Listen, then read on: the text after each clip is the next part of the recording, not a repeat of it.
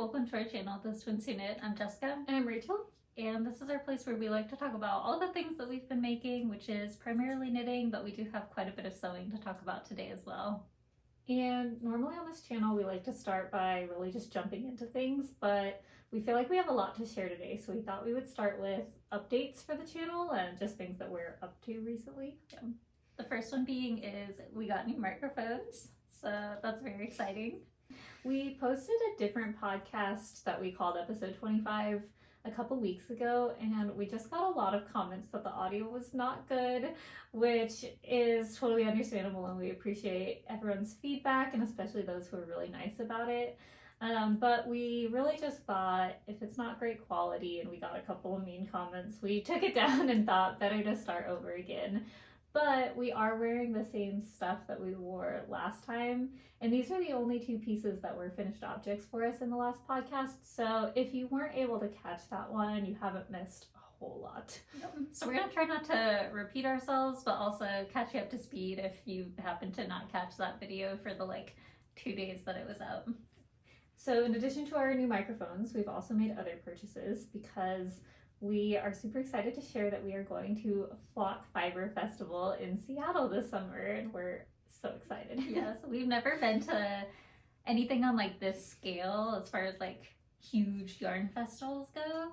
So we're super excited, and we're really curious to see kind of how we interact with it, or how it goes for us, because with it being so big and there being so many vendors and people and everything, I could see it going either we want to buy everything or get super overwhelmed and buy nothing. I feel like there's gonna be no in between, but we'll find out. I feel like we get decision fatigue very easily, and yes. So but we're just really excited to get to go and see people and touch a lot of yarn. Yes, we're just going into it with no expectations, and it's just gonna be great no matter what happens. So if you're going, please let us know too. We would love to hear from you. And if you see us there, say hi. We're really, really looking forward to it. So that's been a big summer plan of ours. Yes. And just very exciting to get to share.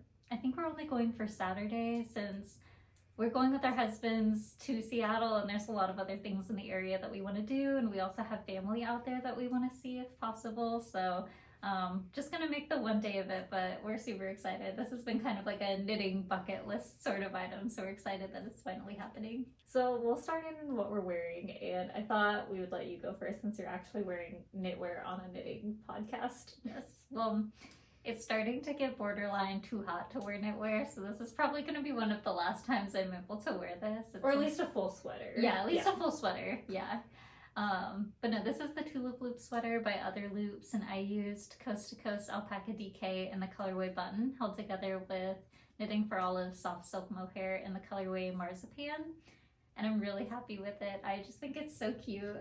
My favorite part is a detail in the back. It has this V shaping from the shoulders down, so I'll put in a little video of me turning around for a second, so hopefully you can see that, but I just think it's really cute. It's really cozy. This yarn is so soft and drapey, and it was just a joy to knit. Although I will say I had so much fun knitting the body, and I don't know what happened, but when I got to the sleeves, I was kind of over the sweater for whatever reason, and the sleeves took me a lot longer than usual. Usually I'm able to get through sleeves pretty quickly, but these I kind of had to force myself to finish, and there's nothing wrong with the pattern. I loved the yarn. I don't know what was happening there. I think I was just ready to move on, but so many other things to knit. Truly. I really love that sweater though. I don't see myself getting it on the needle soon, but I really have aspirations because I think it's so pretty. I'm really happy with it. And I did make the second size. I was kind of between the first or the second size, but my gauge was slightly on the smaller size, so I decided to size up and go with the second size. But really it's the same for all of the underarm and collar and all of that shaping. It's really just the body and the sleeves where the second size is ever so slightly different than the first. So just if anyone else runs into the same issue, that's what I did. And it worked out. So I'm wearing the Amelie blouse by Silversaga Patterns, and I made it in a linen micro gingham from Matchy Matchy Sewing Club. I really love their fabrics. I'm really sad Matchy Matchy is out of this fabric right now because I really want to make this exact top, but they don't have the micro gingham right now, and so I'm really hoping they get that back eventually. I really, really like it.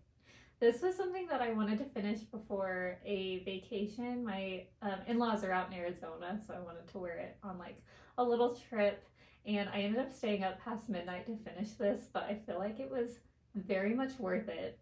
The only thing is that I talked about this in the episode, if you caught it, that I accidentally, I think maybe because I was like rushing and it was really late, I accidentally seam ripped through one of the buttonholes right here, and then I kind of had to go back and do a little very haphazard trying to save it situation. And so I need to go back and fix this cuff, but I haven't done it yet. I'm just not inspired, but I will have a ton of time this summer, so I will go back and fix that eventually. But that was just a little sewing mistake that happens sometimes, so a reminder to slow down, and overall I really like it. I will say I made the exact shirt as you, except I used a white linen instead of this like really pretty gingham, and it gives a little bit of pirate vibes or a little bit of Pope vibes. Ooh, yeah, like a bishop. Like very bishopy, yes. And so, in fact, I tried to wear it the other day, or I did wear it the other day, but I showed it to my husband and I was like, oh, what do you think? And he was like, oh, you should wear that to the Ren Fair next year. It's, that was not exactly the comment that I was hoping he would say, but...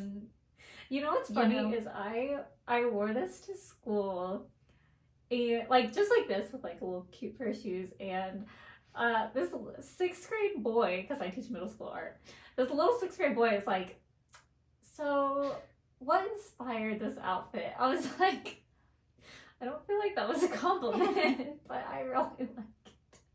Did he say it skeptically? Yeah, he was like, I don't know about this one. Mm-hmm. So I will add to this, just a little thought for this pattern, is that Silversaga rates this as like an adventurous beginner pattern, and I think that that might be a little ambitious.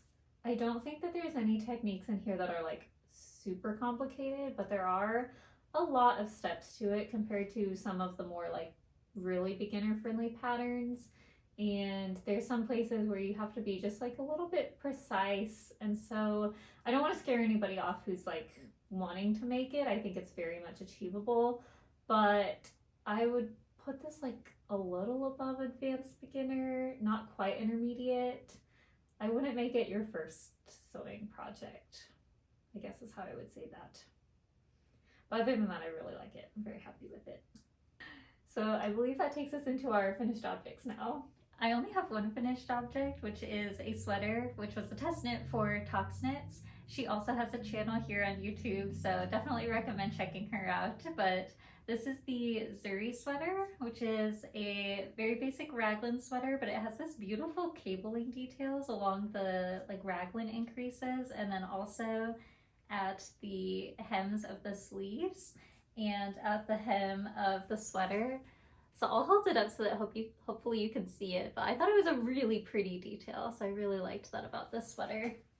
And the yarn was really kindly gifted for the test knit, so it wasn't, you know, because of YouTube or anything, it was because of testing the pattern, and it was provided by Onling. So I believe I used Onling number 2 held together with Onling number 10. I kind of hate that they named their yarns after numbers because I always forget which is which, but it's essentially their merino fingering base held together with their mohair, like lace weight base. And I used this really pretty like purpley color, and I don't really have any sweaters in this color, so I'm pretty happy with like how it's different than other things that I own. And one thing that was kind of different about this sweater that I was a little bit cautious of going into it, but I'm really happy with how it turned out, is that there's no neckline shaping along the back. Even though you can see, like, as I'm holding it up, it does look like there's like shaping here. And that's because all the shaping is done under the arms once you separate the body from the sleeves. And it'd been a long time since I'd done a sweater like that, and so I was a little cautious if I was going to like that or not. But when I was going back to block it after I finished the sweater, I was able to get the hem even. And by making the hem even, that pushed the back just a little bit up. So I don't know that I did it super organically on its own, but when you block it, the short rows really came back and helped. So I'm very happy with how that turned out, and I think it fits really well. I just think it's so pretty how she tied the cable into not only the raglan, but also like those little details. I think that's such a sweet design. Yeah, I do too. And actually this test knit ends, I believe, this coming Wednesday. Right now we're filming it, it's a Saturday. So it should be released very soon, I would think. And I need to get my feedback back to the designer, but the pattern was really well written. I really didn't run into any issues. So really I'm just validating some things and sending her like my yardage and things like that. But it was a really enjoyable test knit, and I'm really glad that I got to participate. I feel like our finished objects kind of connect because mine very similar. is, yeah, similar colors and same designer, test knit, the whole situation. I'm actually a little jealous. Like, I like your color a little bit better than mine. I love my purple and I'm very happy with it, but I think yours is just a little bit more of like a burgundy wine color, and I kind of like this is very really purple, like and that's more like, the name of this color is wine, and yeah. I think that that's very appropriate. I don't know if you can see on camera, I feel like they look really similar, but they are different. Yeah. In real life, I do feel like yours is just, it has like a richness to it that this one doesn't. And I'm still happy with this one, and I love it, but I just think the color of yours is like what I was like really hoping to have. I feel like for a minute I saw this color everywhere. I feel like PetiteKnit knitted with a similar color, and it kind of got me. But talking about the pattern, this is the Simi sweater by Joanne from ToksKnits, so same designer. And she's been really working on starting some knitwear designs and getting started with that path, so it's been really, really exciting to see her do that. This one is a drop shoulder construction starting from the back, and then you pick up the front and connect the body down. And then I thought that this one was nice because it's a v-neck, and I really don't have a lot of those in my wardrobe, so it was just kind of something different for me to make and to have. And I did make two little tiny modifications to this. So in her design, she has a split hem at the ribbing here, and I just don't really enjoy split hems as much, so I asked if I could keep it in the round the entire way for the ribbing, so she kindly was like, absolutely, you can do that. And then when I got to the collar, she recommends doing a couple more rows than what I did. I think mine is really only a little bit over an inch, but I was just getting nervous that if I made it too long that the collar would be like way up here or something. It would be like a shallower neckline. Yeah, and it's already not like a super deep V, which I like about it, but I didn't want it to be like a super high neck either for a v-neck. So I just cut 3 or 4 rows off of the recommended amount, but I don't feel like that made a huge difference in how it looks overall. This is made with Onling No. 1, so same yarn company as you, and was also kindly gifted for this test knit. And this yarn's a little bit different because it does have a small percentage of Angora, which I think gives it a really beautiful halo, and this is a very, very soft yarn. It's so soft. To a point where I'm surprised it hasn't pilled yet, because I have worn it a couple times, but it's incredibly soft. But we would like to add that if you're interested in using Angora, it might be worth doing some research about, because there are some concerns about where Angora is sourced, and some companies maybe not treating the animals as kindly as they should. And so I think it's definitely something that you should do some research before going into, and not just like blindly purchasing or looking for the cheapest stuff out there, because there may be some things to know about it before you get started with that. I really like the base. I don't know because of that if I would like really reach for Angora again, but I do have a lot of extra of this, so I will probably use it again in the future. How many skeins did you have left over? Almost 3 skeins. Oh yeah. Yeah, so I'm thinking about like a little vest maybe. Oh, that would be cute. I think that takes us into works in progress, and so we'll kind of talk about these two together because they are both for the same knit along that we've been doing. So we are super excited to be hosting a knit along with our friends Liz and Paige over at their channel Liz and Paige, and it is the Butter Yellow knit along. So we both have different yellows and different projects, but if you're interested in joining us, all yellows are welcome. We've been very inspired by the butter because it's been so trendy. I feel like everyone is using butter yellow, and you go into stores and see it, but yours is like a brighter yellow, and that's okay. We've been joking, mine is like a movie theater popcorn butter yellow, and yours is like an organic, homemade, slow churned. So if you're interested in joining us, it's been running from April 15th, and we're going to go to July 15th. Whips are welcome. We called it a knit along, but crochets are welcome. Or knit along, a cow, but crochets welcome. You don't have to finish. There's no pressure. We just want this to be a really like fun, inspiring way to see what other people are doing with the color, because there's been a lot of people that have joined us already and maybe would like to join too. We've been having fun just looking through the hashtag and seeing what people are making and how everyone kind of interprets, you know, using a similar color palette, but all the different projects you can make within that palette. So yeah, it doesn't have to be like a sweater or card. It can be any project that's yellow. Yeah, it's just for fun to see what people in the community are doing and have a space to like put all of those ideas using one hashtag to be able to like look through and yeah, get inspiration from everyone. We've been so impressed because some people have been really fast. We were like, three months seems good for a knit along, and then people were done in like 2 weeks, and we were like, oh, we need to catch up. We're behind now. So, but we'll talk about our actual projects because we have some stuff going on the needles. Mine is looking kind of weird right now because I just separated for the body, but eventually I think it's gonna be cute. I have faith. It'll be cute. It'll be cute. This is the Theresia sweater by Gregoria Fibers.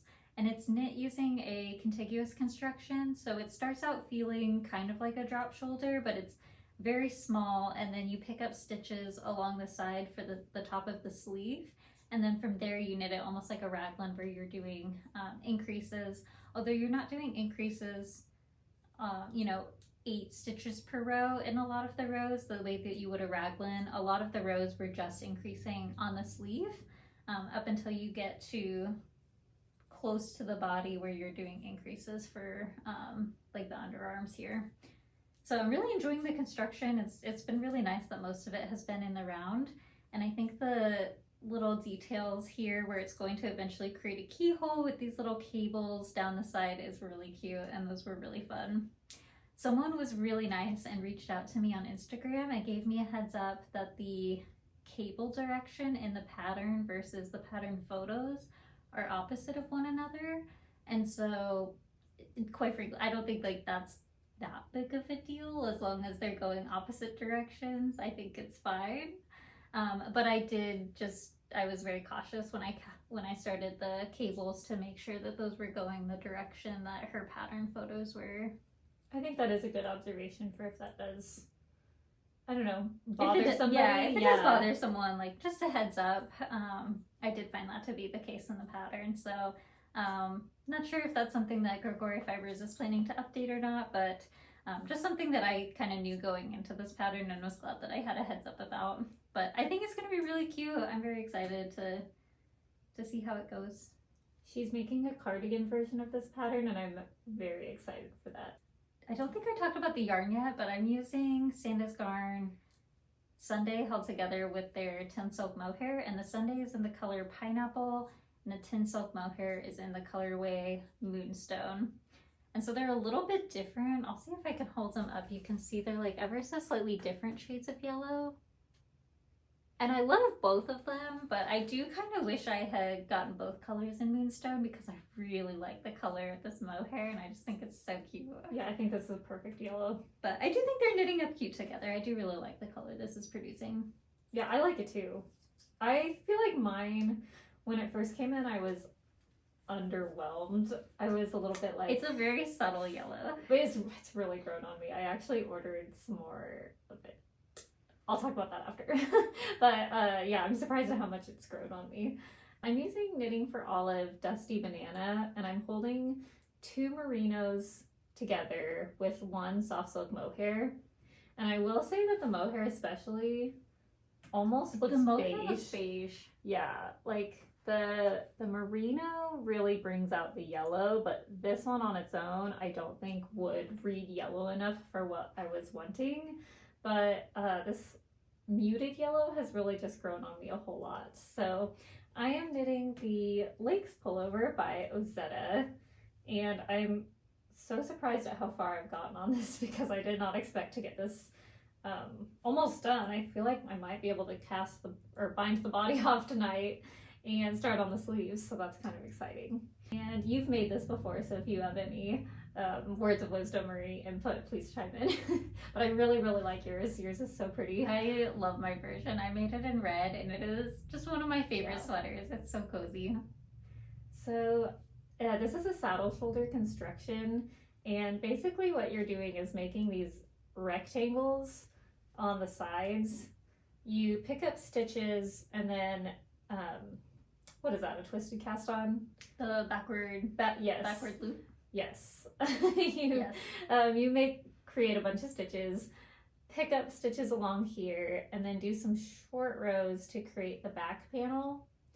And then after that, you'll pick up stitches along the front and work in a similar fashion until you can connect the body.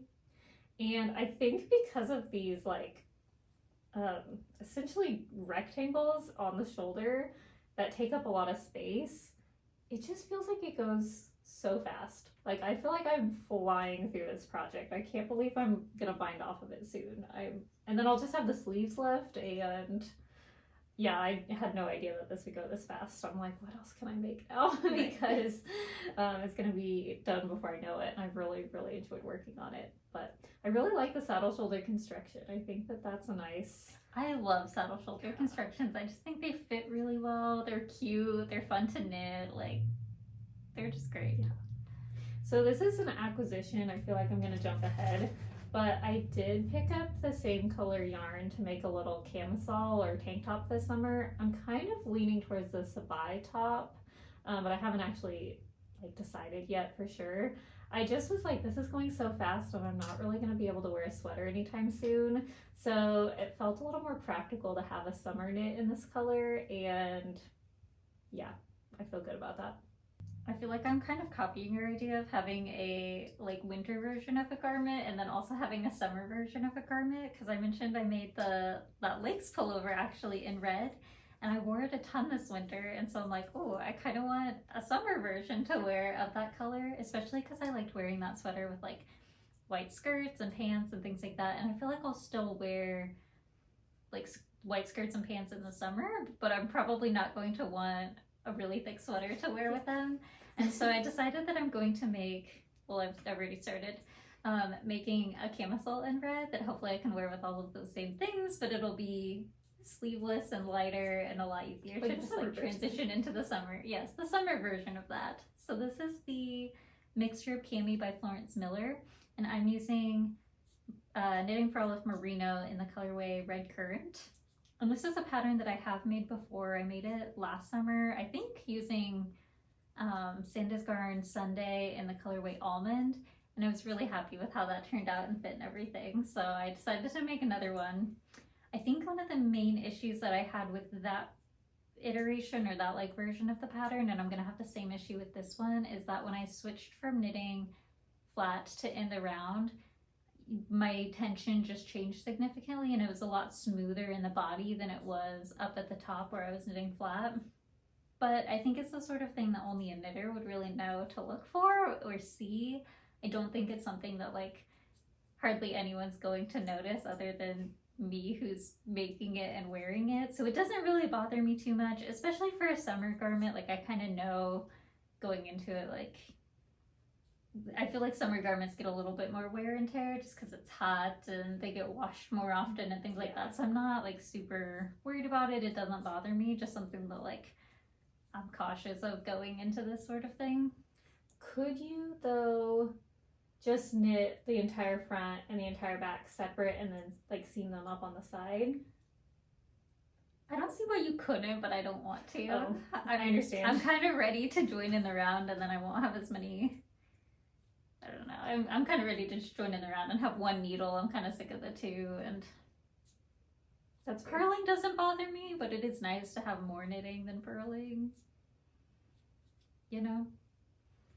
So we'll see, but I'm super close to being able to finish the front and then join in the back. I really like that color. Also, I was super mad at myself when I made the first version, I took horrible notes on Ravelry, and I didn't write down what needle size I used. But I'm nearly positive so Florence recommends a US 2, and I'm nearly positive I went up to a US 4. So that's what I'm doing for this one, and I didn't gauge swatch. I've just been like holding it up to the other one and seeing to make sure they look approximately the same. And they do. So I'm confident, I'm fairly certain that I did this right, but if it ends up fitting horrible, that's 100% on me because I didn't want to re-gauge swatch for something that I already made before. Always gauge swatch. I know, I'm usually so good about it, but this time I was just lazy and wanted to get started, so that's on me if it doesn't work out. I understand. I'll go ahead and share an update on my Dagmar jacket. I feel like this is the longest work in progress that I've had on the podcast because I started back in January, I think, and here we are in May, still not done.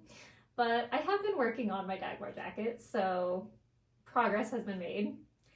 And the progress has been that I finished the length of the body and ribbing, and now we have something that looks like this. So I still need to go back and do the button plackets and the collar and then the sleeves. There's a lot to do still, but it feels good to reach a milestone on this. And it was kind of a tough decision because the pattern recommends that you stop at a very specific place. It wants you to either stop at like the end of a little cable twist, which is where I chose, or to go to a half cable, or a diamond, I should say.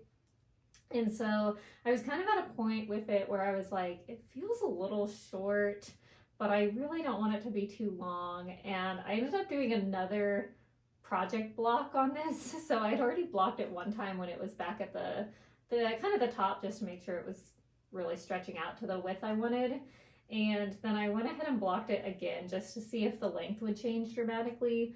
I did swatch for this, but you know, swatches can only tell you so much. And so once I had blocked it, it didn't grow a ton, but I was able to really see the shape enough to tell that it was about where I wanted. And so I went ahead and did the ribbing, and I've stopped there for now just because I have so much other stuff I feel like I want to get to this summer. But I'm going to continue to just try to reach milestones every couple weeks on it, not make this like a huge priority, but keep plucking along. So I'm using the Kelbourne Woolens Scout held with their mohair, which is called Harmony. And the Scout color is their heather gray, I believe. And then the mohair is called Shale. So they match up really pretty. The mohair was gifted, but I just feel like they are a really pretty pairing and are really making some pretty cables. But it's taking a long time. The next whip I'll talk about has been quite a saga for me, and that is the Jenny jacket by PetiteKnit.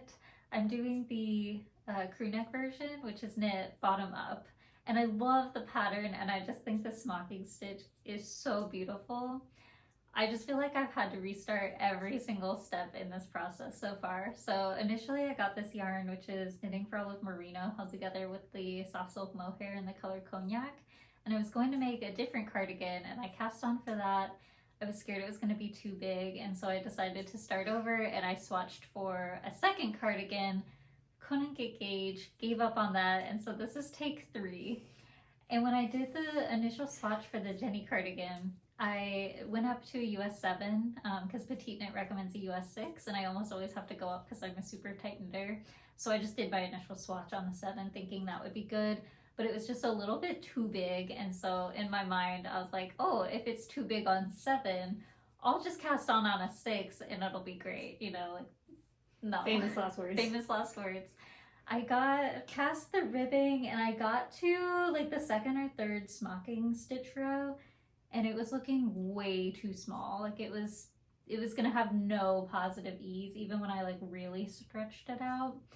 And so I decided to take it apart and go up to a US 7. And so since my gauge was a little bit too big, my cardigan's gonna be a little bit bigger than what the pattern dimensions are gonna be, but I'd rather my cardigan be a little bit too big than a little bit too small. So I think I'm happy with this decision. So that was great. I finished the whole body on the correct needle size now, and then I went to go do a sleeve because with the bottom up construction you knit from the bottom, and then you knit both of the sleeves separate and then combine them together onto one row and start doing decreases for the yoke. So I need to finish both of the sleeves before I can do that piece. And I got this far on one of the sleeves before I kind of started to panic that the cuff is just going to be a little bit tighter than I want it to be. I'm going to put it on and it's going to look really weird. Sorry, I'm like invading your space. That's totally okay. But like you can see it's very fitted at the wrist.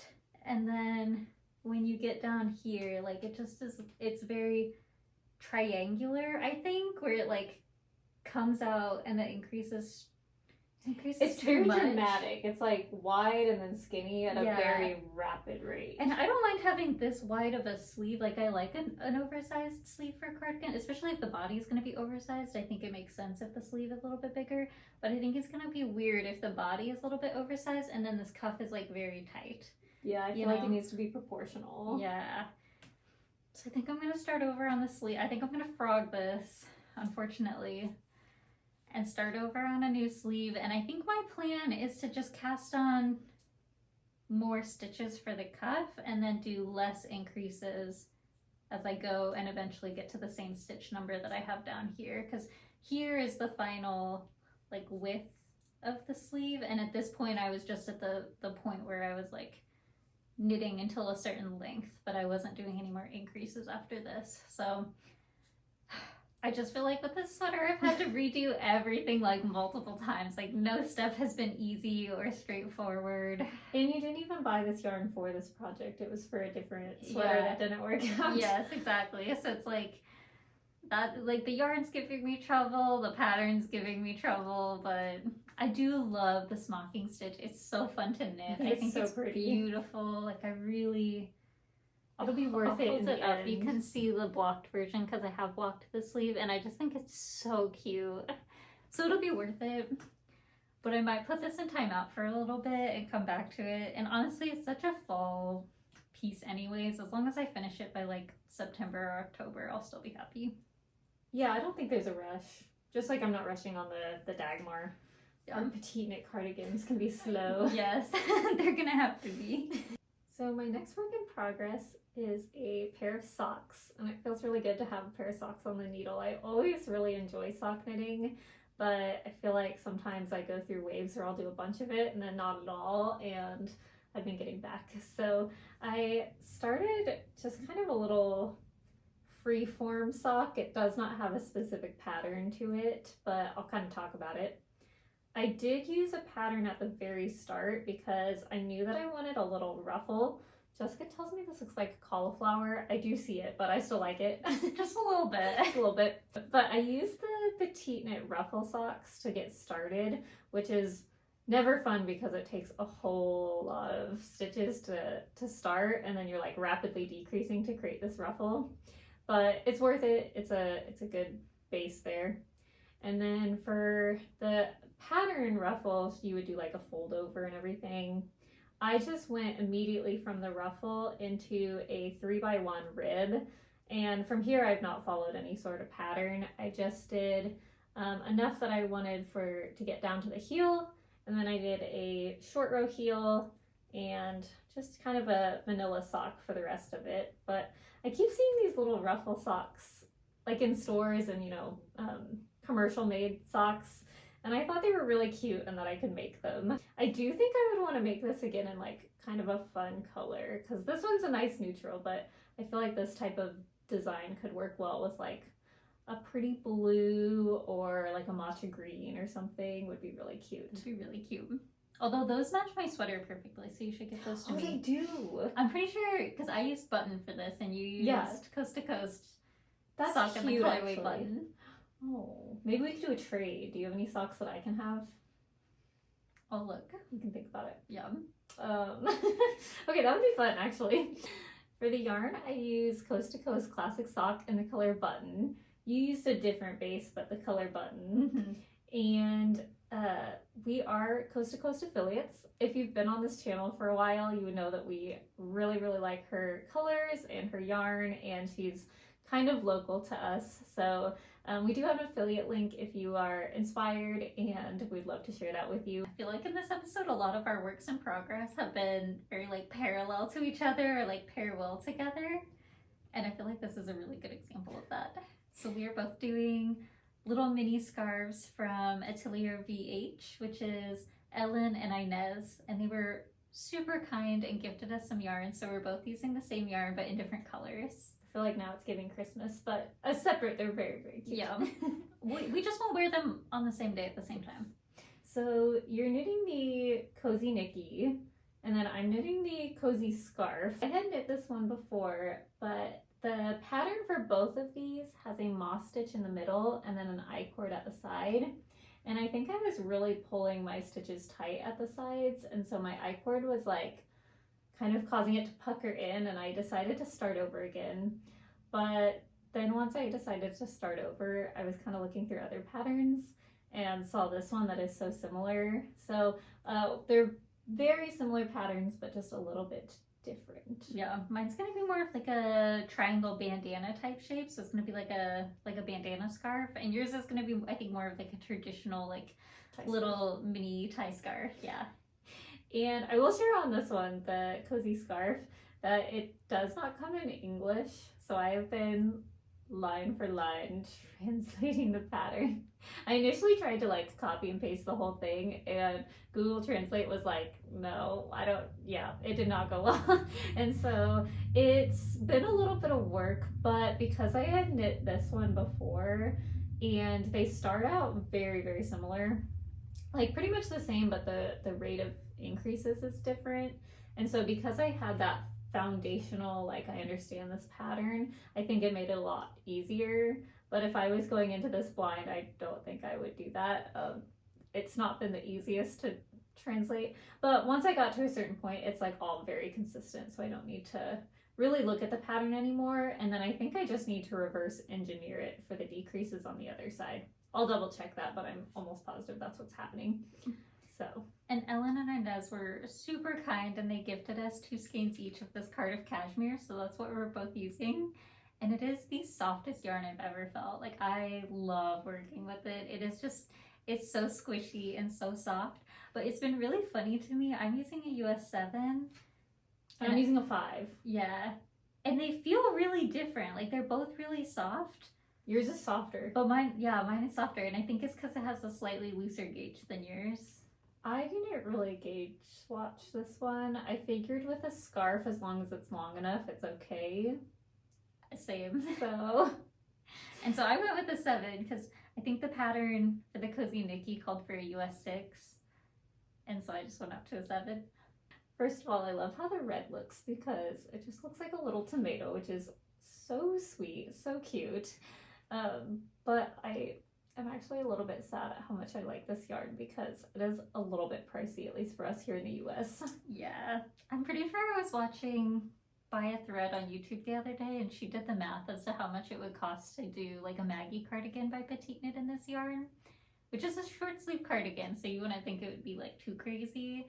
And I think it was over $200, so I don't know that that's going to be in the budget anytime soon.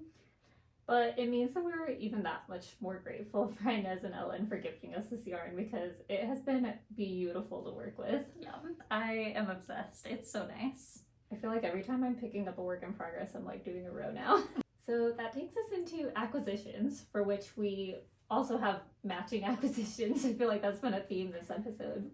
But we are going to be participating in a make-along that's going through a local yarn shop to us, Unwind Fiber Arts in Lee Summit. And they have paired with Rich Wool Dyes, which is a local yarn store to Portland, who has their own yarn bases. And our store Unwind is starting to carry those bases, and so they're starting a make-along for that. And so the base that the make-along is using is the Undine. And so all day we've been like, unwind, undine, unwind, undine, trying to like... It's been believable. It's kind of a tongue twister. Yes. But I think they look really cute together. Mm-hmm. So Unwind was super nice, and they kindly gifted us some yarn to participate in the make-along. And so I'm using the fingering version, and then the Undine also comes in a DK, which Rachel's using. So I'm excited that we can kind of see how we like both. both the fingering and the DK. So the make-along is running from June 1st through August 31st, and if you want to participate specifically in the unwind portion of the make-along in order to enter a $50 gift card to their shop, you do have to purchase at least one skein of undyed and either fingering or DK from the shop, either in person or online. And there is going to be an in-person shopping event to like kick off the event. It's going to be May 29th from 5 to 7, so you can go and see all of the colors in both bases, and there were some really, really pretty colors. I feel like it was hard to decide. We had a really tough time deciding. They had so many pretty colors, especially several like green versions. And I feel like as obsessed as I was with so many of the different colors, I still ended up with just the most basic natural color. But I have a specific vision for a t-shirt that I want to use this for, so we'll talk about that here in a second. In order to participate, you do have to have a finished object by August 31st. And the hashtag to be able to show that online is unwind, undyed, MAL for like make along.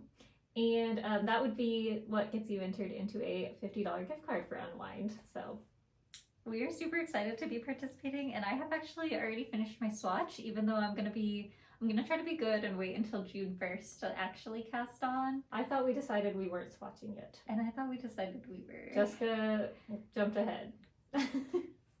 So that's okay. I'm like ahead of schedule right now.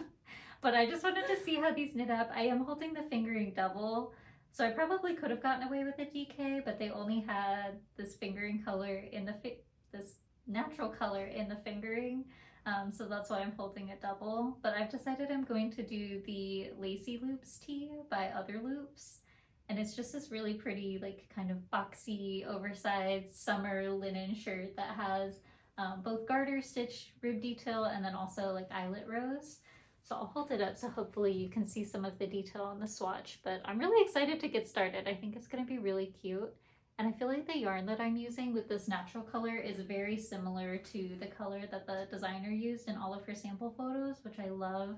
So I think it's gonna be really cute with like black shorts or linen pants in the summer, and I'm excited to have this. I think Casey from ToksKnits is also knitting this. Yes, I think she So is, but I think inspiring. she's using more of like a, correct me if I'm wrong, like a terracotta, Yes. like a warmer kind of fall tone color, which is perfect for her palette. So I bought the, I hope I'm saying this right, hyacinth color, which is a really pretty like cornflower blue, I think. And this is a DK yarn. So I'm planning on making the clawed top. That is a like kind of straight or boat neck tank top with a broken rib stitch throughout. I haven't bought the pattern yet or swatched it all, so I could still change my mind, but I think that's what I'm leaning towards. It just seems like a really classic fit. I really like that there's a little bit of texture in there, so that's kind of what I'm leaning towards, but we will see. I have one other acquisition, and that is also from Unwind, because while we were going to the store to look at the undyed, we had to look at everything else too, and I noticed that they had this Moondrake Surrey alpaca in the color ivory, which you've used before. I love that color. Well, we've both used this to make a Champagne cardigan. Mm-hmm. And then you also used it to make a Cumulus Blouse by PetiteKnit, and every time you wear it, it just looks so cute and comfortable. And it's so soft. It's like a cloud. Yeah, it's so fluffy, this yarn. So when I saw that they had this in the store still and it was on sale, I decided to pick up a few skeins. I'm just going to copy Rachel and also make a Cumulus Blouse out of it, but I think it'll be just a really good cozy basic that I'll get a lot of use out of.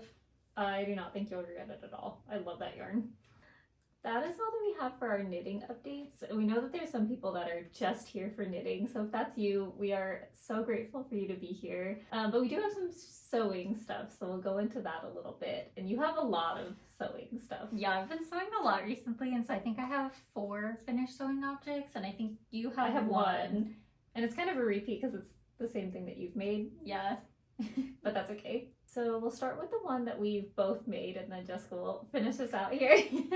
But we both made a pair of lane pants. You made one in white, and then I made one in a striped fabric that was the same fabric you used for a pair of lane pants a while ago. So that is my second pair. The pattern's by Cindy Graham, and we really, really like it. It's just a really classic basic that feels like you could dress up or down. It kind of feels pajama-y in a good way, but it's nice enough that you can style it and still get away with wearing it, like, you know, not as casual places. And so we really, really like that pattern. And so I made 2 and you've made, I think I've made 4 or 5 now. our friend Paige has made like 9, maybe. We're gonna beat her one day. We're in competition. She doesn't know it yet. Although I did actually give her some fabric, and I think she made a pair of lane pants out of that fabric. Eating the enemy. Yeah. I did add a lining to my white pants because I was a little bit nervous about them being see-through and being able to see the pockets. So we'll see if that turns out to be a good decision. Sydney does have in her video instructions to add lining, so I'm feeling pretty confident about it, but I do worry that it'll make it a little bit difficult to iron them down the road. So we'll see if that was a good decision or not. I've made 3 dresses in addition to those lane pants, so I'll talk about them real quick. I'm not going to go into a ton of detail with any of them, but the first one that I've made is another Eleonora dress by Silversaga. This is the 3rd version that I've made. I've made a black one, a white one, and now I've made a black gingham one. So I'm like combining all of them. The trifecta of Eleonora dresses. But it's just a really beautiful, flowy dress. It's kind of inspired by Doan, is my understanding, and we love that brand. So I used some thrifted fabric that I've had forever, so it's been really nice to get that out of my stash. And I did accidentally crop it a little bit, or not crop it, but I didn't lengthen it as much as I wanted to in the skirt. And so to make up for that, I did add a little ruffle at the bottom. It's really cute. Yeah, I'm really glad that I did that. I like the length of it now. So I remember you had texted me and you were like, it doesn't seem long enough. Should I add a ruffle? And I was kind of like, I think it's fine. It looks pretty long still. But then once you added the ruffle, I was like, oh, you were right. That was a good call. Thank you. Yeah, I'm glad I did that. I'm happy with how it turned out. The second dress that I've made is a poppy dress by Cinnamon Daisy Studio.